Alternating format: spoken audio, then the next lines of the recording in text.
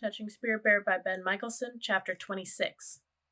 That evening, Cole fixed his favorite meal for everyone. As he chopped hot dogs into the spaghetti sauce, he told the group how Garvey had taught him that life was a hot dog. Tonight will be a feast because we make it a feast, he said. As he cooked, it began raining. Everybody retreated into the small cabin, sitting crowded on the bed, chairs, and stumps that Garvey carried in. When Cole finished preparing supper, he spread a towel on the small table. He explained the colorful blanket's special meaning. I only use it when a night is extra special, he said. Now, let's eat. Everyone ate off paper plates held on their laps. Peter toyed with his fork. Honey, why aren't you eating? Asked Peter's mother. Peter looked up and blurted, I'm not sleeping in here with him. It's okay, son, said Mr. Driscoll. Garvey will be here. He'll make sure that Cole won't. You don't have to sleep in this cabin with me if you don't want to, Cole interrupted. That's right, Edwin said. I brought along a tent. Cole can sleep outside until you change your mind. Peter eyed Cole with distrust, still refusing to eat. Half an hour later, he returned to the trawler with his parents to sleep. His food sat untouched. The next morning, Cole hiked alone to the pond. He soaked as long as he could, his calmness shaken by how terrified Peter was of him. How could he have once wanted someone to feel that way? No matter how deeply he breathed, soaking failed to take away his troubled thoughts. When he returned to camp, he found that Edwin had already brought Peter and his parents in from the trawler. They stood on the shore saying goodbye to Garvey. Cole overheard Peter arguing with his parents. But Dad, I don't want to stay here alone with him, he pleaded. I've already explained you won't be alone. Garvey's here. You'll be okay. This is something you must do. When Peter turned and saw Cole approaching, he turned away. Cole went on to the cabin. Before leaving, Edwin visited Cole in the cabin. Mr. and Miss Driscoll decided to leave this morning, he said. They had planned to stay longer, but realized they can't protect Peter from himself. After yesterday, I think they saw that you are no longer the problem. He's so scared of me, Cole said. Edwin poured a last splash of coffee in his mug and took a sip. Be as patient with Peter as we've been with you, he said. Don't crowd him. Peter's father appeared in the doorway. Can I have a word with you alone? He said to Cole. Cole glanced at Edmund, then followed Mr. Driscoll outside. They walked together up into the trees where they were out of earshot of everyone else. Mr. Driscoll turned and spoke in a warning voice.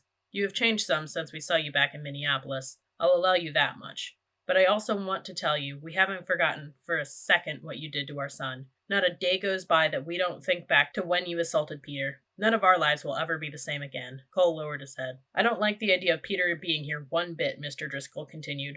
We would never have forced him to come up here like this if we thought there were any other choice. After a second suicide attempt, Garvey convinced us that Peter needs to face you or be haunted by his memories the rest of his life. Mr. Driscoll poked a stiff finger at Cole's chest. If you do anything to hurt our son now, God help me, you'll go to jail until you rot. Do you understand me? Cole nodded. Mr. Driscoll, this island can help Peter. I know you still don't trust me, but that's the truth. I've warned you, Mr. Driscoll said as he turned and headed for the boat. Cole returned to the cabin. What did Mr. Driscoll have to say? Edwin asked. He just wished me a good day, said Cole, avoiding Edwin's eye. Yeah, I'll bet he did. He has a right to be mad at me, said Cole. Edwin set his cup on the table and headed out the door. Stay up here in the cabin until we're gone, he said. I'm leaving the skiff with Garvey in case you have any problems. Cole watched through the window as everyone crawled into the skiff. Peter remained, sitting on the shore. As Garvey motored out to the trawler, Peter glanced fearfully over his shoulder, as if he thought someone might attack him. Even after Garvey returned to shore, Peter remained sitting by the water, staring at the trawler motor from the bay. Garvey returned to the cabin. Cole got up from his seat by the window and went to the cooler. There were only 4 candy bars left. He picked out a Snickers bar and started out the door. Where are you going? Asked Garvey. I have to try something, Cole said. He walked slowly down across the rocks toward Peter. When he was 20 feet away, the sound of his footsteps made Peter look up. Stay away from me, Peter screamed, scrambling to get up. Cole backed away. Peter, I'm not going to hurt you. He held out the candy bar. I just brought you this. Get away, Peter screamed again. Cole crouched and set the Snickers bar on a rock, then turned and retreated to the cabin. He sat down again by the window. Give him time, said Garvey. During the next half hour, Peter glanced at the candy bar several times, but didn't move toward it. Finally, Cole pulled out his schoolwork and began working on his math. After a full hour, he rocked back in the chair and rubbed his eyes. How are my parents? He asked. Garvey set down a book he was reading and looked up. Your mother is doing great and sends her love. Your father has filed a lawsuit to have the abuse charges against him dropped. He's also filed for your custody. You mean he wants to take me away from my mom? I think it's a matter of pride. He thinks he can always get his way and doesn't want anyone or anything to win out over him. Cole traced the eraser of his pencil across the table. I used to be like that. I know you did. Do you think he'll win? Asked Cole. Garvey shook his head. Over my dead body. Cole set down his pencil. I haven't talked to you in a long time, he said. Thanks for standing by me, and for everything else you've done. How can I ever pay you back? Garvey pointed toward the shore. Pay me back by not giving up on Peter. Cole looked out the window and saw that Peter was sitting alone on the shore, but the Snickers bar was gone. Cole smiled.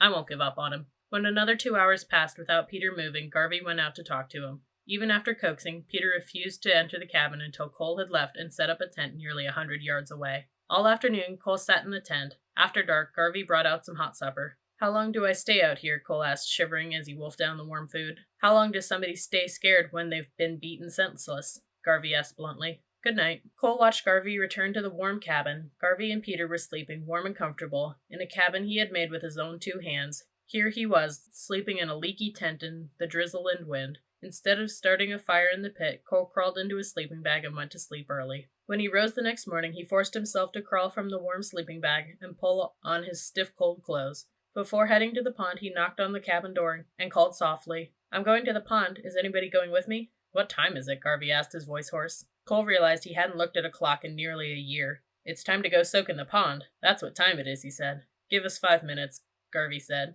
I don't want to go soak in any pond, Peter mumbled.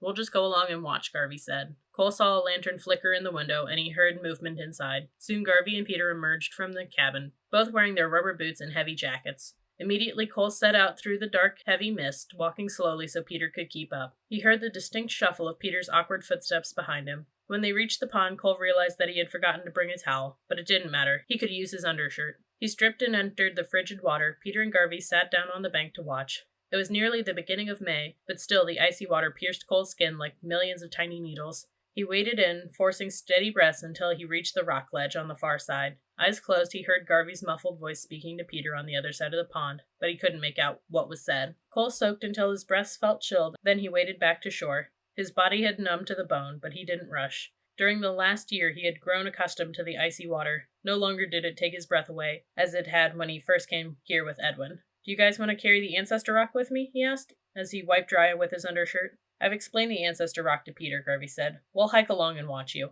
Cole picked up the large rock and started up the slope. He led the way, never pausing or looking back. By the time he reached the top, his bad arm ached, but he still breathed normally. Peter and Garvey both breathed hard, and heavy sweat beaded on their foreheads. Now my Ancestor Rock becomes my anger, Cole explained, setting the big rock down. He turned to Peter. You can push it down the hill if you want. Peter shook his head. I'll do it then, Cole said, giving the rock a hard shove. As the rock tumbled down the hill, Cole closed his eyes. When I hear that sound, I imagine my anger leaving, he explained.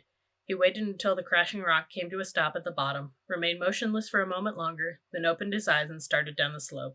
Nobody spoke as they worked their way back downstream. Do you need help with anything? Garvey asked as they arrived back in camp.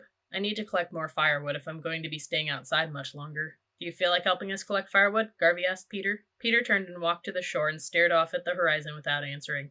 What's his problem? Cole said. You, Garvey replied. But I hope he knows we're collecting this firewood because of him. Garvey answered quickly. I hope you know that everybody's up here because of you. Cole began collecting wood. Day after day went with no change in Peter. He refused to speak, doing whatever Garvey asked of him, but no more. He hiked along each morning to the pond, but never soaked. When he ate or walked, he moved zombie-like in slow motion. Cole quit trying to make conversation with him. Nearly 2 full weeks after Peter's arrival, they all hiked up the hill one morning, with Cole carrying the Ancestor Rock. When he set the rock down at the top, he paused a moment to rest. Without warning, Peter reached down and gave the rock a hard shove. He stood with his lips bunched, watching until the rock crashed to a stop at the bottom. That was a good push, Cole told him. The rest of the day, Peter remained withdrawn as usual, avoiding Cole. 3 days later, while Cole was cooking lunch in the fire pit, a rock struck the ground only feet away. Cole turned to find Peter beside the shore, pitching stones into the water as if nothing had happened. Cole looked at the stone that had almost hit him and realized his hands were clenched into fists. He never told Garvey about the stone, but he kept a close eye on Peter.